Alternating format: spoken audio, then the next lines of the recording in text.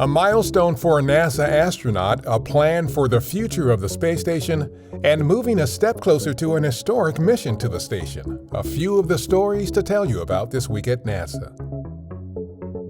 February 3rd was NASA astronaut Mark Vande Heij's 300th consecutive day living and working aboard the International Space Station. In September 2021, about 5 months into his stay aboard the space station, Vande Heij's mission was extended to March 2022. That puts him on track to hold the new American record for the longest single spaceflight by an astronaut by the time he returns to Earth in late March.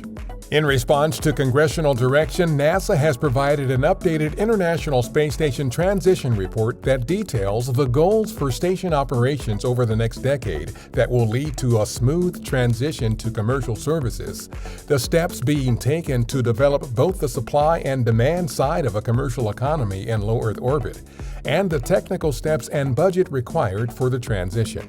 The Biden-Harris administration recently made a commitment to extend space station operations until 2030. We and our international partners have approved the crew members for the first private astronaut mission to the space station. Axiom Space's Axiom Mission 1, or AX-1, is targeted for launch to the station March 30th from our Kennedy Space Center on SpaceX's Crew Dragon Endeavour spacecraft. Former NASA astronaut Michael Lopez Alegria will serve as the commander of the 4-person multinational crew, which is scheduled to spend 8 days aboard the orbiting outpost conducting science, education, and commercial activities before returning to Earth.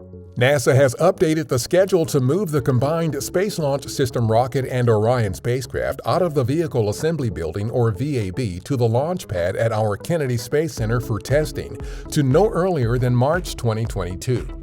The agency has added additional time to complete closeout activities inside the VAB before rolling the integrated rocket and spacecraft out for the first time. Teams are not working any major issues but are taking operations a step at a time to ensure the integrated system is ready to safely launch on the Artemis 1 mission. NASA is reviewing potential launch opportunities in April and May. We successfully completed the final inflation test with the Barnard Cutter Low Earth Orbit flight test of an inflatable decelerator, or LOFTID. The NASA technology, which could one day help land humans on Mars, is scheduled to launch with a polar orbiting satellite no earlier than fall 2022. Once in low Earth orbit, LOFTID will separate from the satellite and descend back to Earth to demonstrate that the inflatable aeroshell or heat shield can slow down and survive re-entry. The demonstration will conclude with a splash landing in the Pacific Ocean. That's what's up this week at NASA. For more on these and other stories, follow us on the web at nasa.gov/twan.